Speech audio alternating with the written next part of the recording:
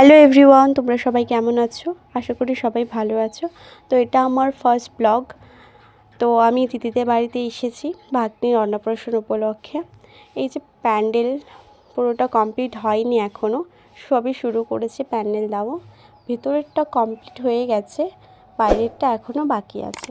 তোমরা যারা যারা আমার চ্যানেলটিকে এখনও সাবস্ক্রাইব করোনি তারা তারা সাবস্ক্রাইব করে নিও, আমার পাশে থেকো তোমরা।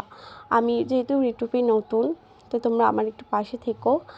আর এই যে বাইরে আমি তোমাদেরকে দেখাই, বাইরেরটা এখনও হয়নি, বাইরে শুরু করেছে লাগানো প্যান্ডেল।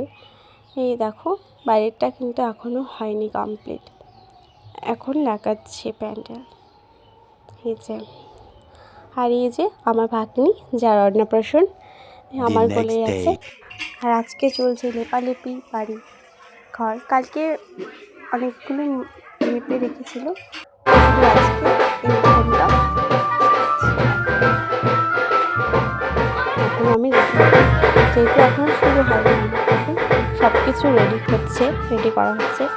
এদিকে মায়ুকে ঘুরছে আমার ভাগ্নিকে, দেখো কত সুন্দর সেজেছে। আর এদিকে সমস্ত কিছু পুজোর আয়োজন করা হচ্ছে, তারপরে মুখে ভাত হবে।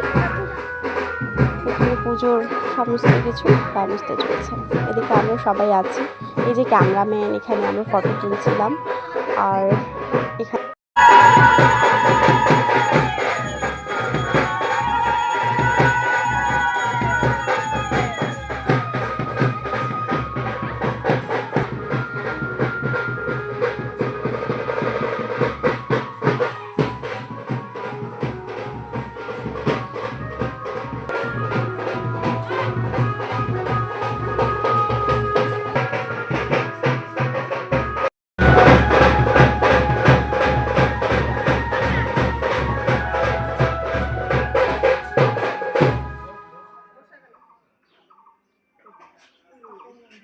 বাজনার জন্য হয়তো বা আমার ভয়েসটা একটু শোনা যাচ্ছে না, একটু ভয়েসের গণ্ডগোল হচ্ছে, তোমরা একটু ম্যানেজ করে নিও। আর এখানে এখন মুখে ভাত হবে। এই যে ভাতটির মুখে এখন ভাত তুলে দেওয়া হয়েছে, মানে পায়েস। এদের নিয়মে, মানে আমাদের নিয়মে যেভাবে আমরা ভাত অনেক কিছু দিই, কিন্তু এরা দেয় না, এরা শুধু পায়েস দেয়। তাই এখানে কিছু দেওয়া হয়নি, শুধু পায়েসটাই দেওয়া হয়েছে, কিন্তু রান্না হয়েছে সব কিছু। কিন্তু এখানে যেহেতু দিতে না বলেছে ঠাকুরমশাই, তাই আমরা দিইনি। এই দিন নিয়মে কিন্তু যেই পায়েসটা ভাগ্নিকে খাওয়ানো হবে, মুখে ভাত হবে যেটা দিয়ে, সেই পায়েসটা মামাকেই রান্না করতে হয়। যেহেতু পায়েসটা আগেই রান্না হয়ে গেছিলো, এই জিনিসটা জানা ছিল না, তাই পরে কিন্তু মামা এসে শুধু উনুন ধরিয়ে আরেকবার পায়েসটাকে রান্না করেছিল। এই নিয়ম কার কার আছে তোমরা কমেন্টে বলো। আর এখানে অনুষ্ঠানটা সম্পূর্ণ হলো, ভাত খাওয়ার পরেই এটা সম্পন্ন হয়ে যায়। তো এরপরে সবাইকে আশীর্বাদ করতে হয়, বাড়ির সকলকেই, বড়োদেরকে।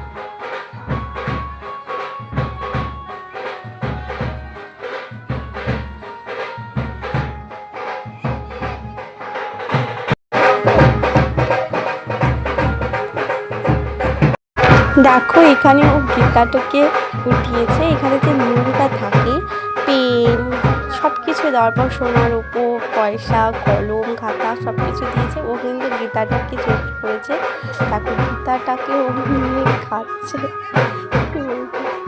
এখানে মিউজিকের জন্য শোনা যাচ্ছে না আমার ভয়েসটা হয়তো।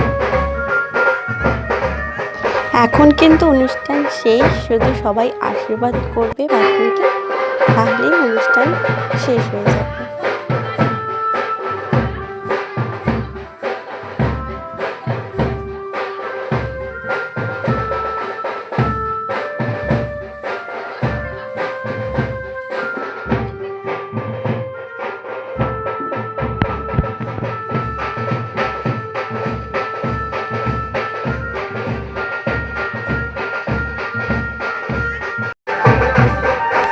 এখন ওকে ওর বাবা মা আশীর্বাদ করছে।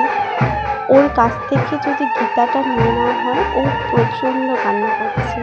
দেখো গীতাটাকে ওকে আবার দেবে। ও যদি চুপ করে ছিল তবুও গীতাটা নিয়ে নেওয়া হয়েছিল। ওর গীতাটা খুব পছন্দ হয়েছে। দেখো ওর কাছেই গীতাটা আছে, ওই গীতাটাকেও নিয়ে যাবে।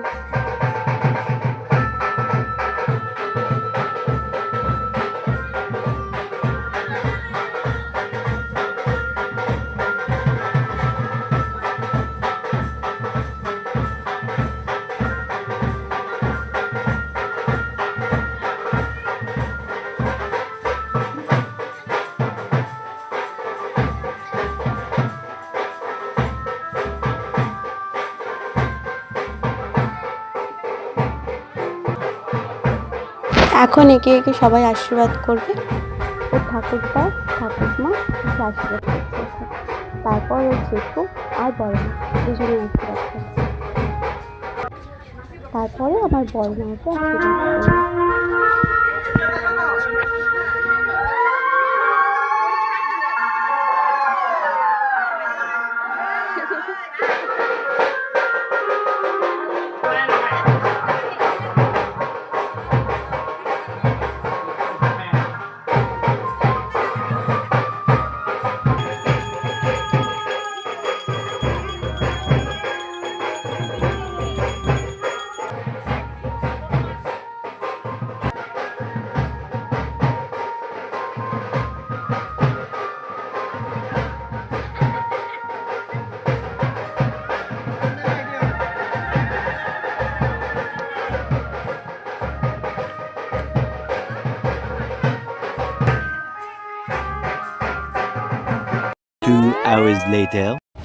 এখন আমরা সবাই যাবো জল ভরতে, তো সবাই রেডি হচ্ছে।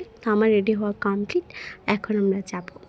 দুই বাচ্চাকেও নিয়ে যেতে হয় যার অন্নপ্রাশন, কারণ সব ঠাকুরকে বরণ করা হবে, তখন তাকেও নমস্কার ভক্তি দিতে হবে, তাই ওকেও নিয়ে যাওয়া হবে। আর এখানে বেরোনোর আগে এখানে ঠাকুরকে প্রথমে পুজো দিয়ে তারপর যেতে হয়। বেরিয়ে গেছি আমরা এখন ঠাকুর খুঁজতে। এই দেখো এখানে একটা ঠাকুর, সব রাস্তায় সব ঠাকুর, সব ঠাকুরগুলো খুঁজতে হবে। এটা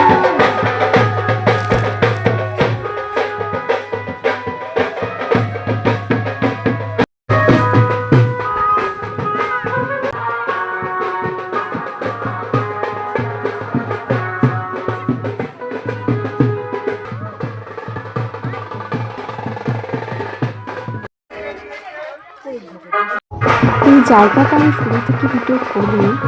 এই রাস্তাটা অনেক লম্বা, এপাশ থেকে আমাকে ঢুকতে হয়েছে। আর আমি বলছিলাম যে এখানে রান্নাটা হচ্ছে, আমি প্রথমে বুঝতেই পারিনি, কিন্তু তখন আমি বুঝতে পারলাম যে হ্যাঁ এটা গ্রাম ঠাকুর, এখানে পুজো হবে। যারা এরা এখানেই পুজো করতো, মানে একটা গ্রামের একটা গ্রাম ঠাকুর থাকে সবার, যেখানে প্রতি বছর পুজো হয়, সেটা সবার ঠাকুর।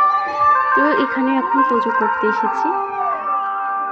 এখানে সবাই অনেক মজা করছে, সবাই নাচছে, নাচানাচি করছে সবাই।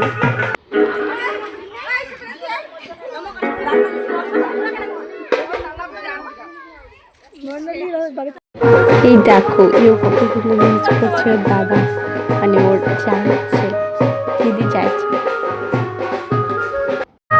এবার দেখো রাস্তাটা কত ভেতরে ছিল, দেখেছো? দেখো এখানে আরেকটা নিয়ম আছে, রাস্তায় পুজো করতে হয়, মানে একটু যাবে আবার সেখানে পুজো করবে। এবার আমরা বাড়ির উদ্দেশ্যে রওনা দিয়েছি, মানে বাড়ির দিকে যেতে।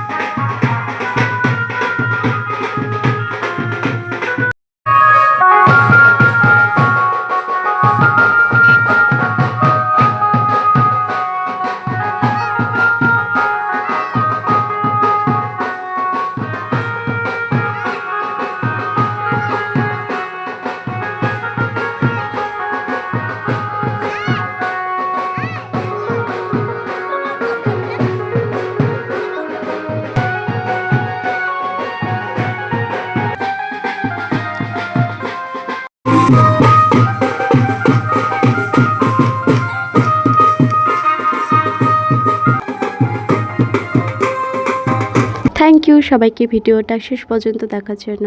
টাটা।